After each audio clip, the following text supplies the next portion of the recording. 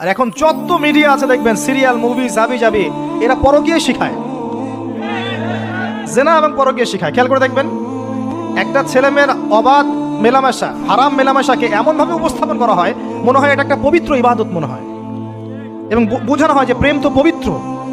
পবিত্র প্রেমে কি সমস্যা? আরে প্রেম পবিত্র তখন যখন আমি আমার স্ত্রীর সাথে প্রেম করব। আর দেখবেন যতগুলো এই যে মুভিজ, আপনার সিনেমাস, ফিল্মস, গান, নাটক, এগুলোর মূল থিম কিন্তু হারাম প্রেম। অল্প কিছু আউট অফ অন্য অন্য থিমের মধ্যে আছে। দেশ নিয়ে কতগুলো মুভি হয়েছে, কতগুলো নাটক হয়, ইসলাম নিয়ে কতগুলো হয়, শ্রদ্ধা ভক্তি এগুলো নিয়ে কতগুলো হয় দেখবেন।